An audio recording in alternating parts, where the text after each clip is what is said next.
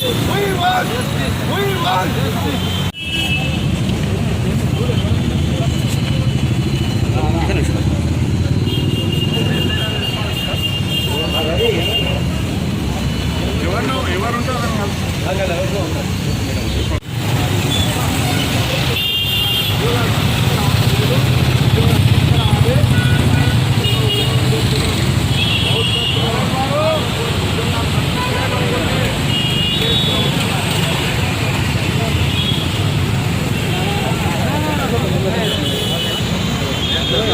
చేసినటువంటి యూనివర్సిటీల్లో అమలు చేయకపోవడం అనేది రాజ్యాంగానికి పూర్తిగా వ్యతిరేకమైనటువంటి చర్య.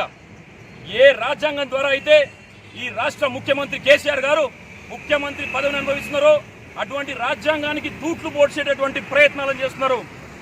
ఏదైతే బీసీ ఎస్సీ ఎస్టీలకు మైనార్టీలకు చెందాల్సినటువంటి అవకాశాల రిజర్వేషన్లు కల్పించకుండా ప్రైవేట్ యూనివర్సిటీలలో ఎటువంటి రిజర్వేషన్ లేకుండా కొనసాగిస్తామని కనుక చెప్తున్నారు. ఇది పూర్తిగా రాజ్యాంగానికి వ్యతిరేకం. రాజ్యాంగానికి వ్యతిరేకం కాకుండా సుప్రీంకోర్టులో కూడా ఇది నిలబడదు.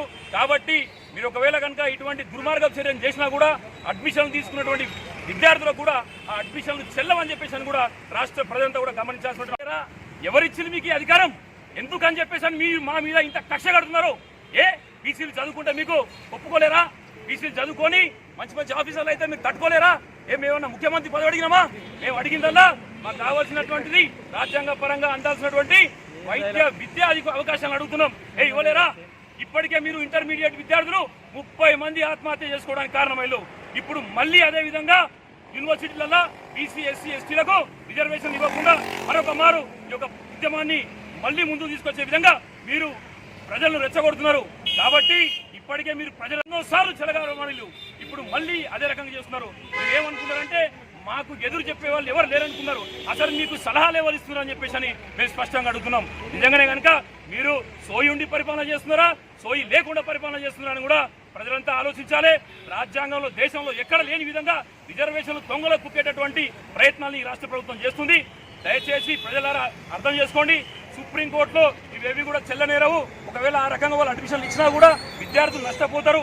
మిగతా విద్యార్థులు కూడా ఇబ్బందులకు గురయ్యేటువంటి అవకాశం ఉంది. కాబట్టి రాష్ట్ర ప్రభుత్వం వెంటనే దీన్ని ఇటువంటి ఇబ్బందులు పునరావృతం కాకుండా బీసీ రిజర్వేషన్లు, ఎస్సీ ఎస్టీ రిజర్వేషన్లు ప్రైవేట్ యూనివర్సిటీలు కూడా అమలు చేసే విధంగా చేయాలి. లేకపోతే రాష్ట్ర వ్యాప్తంగా పెద్ద ఉద్యమాన్ని తీసుకొని రాబోతున్నామని కూడా తెలియజేస్తున్నాం. ధన్యవాదాలు. దాసు సురేష్.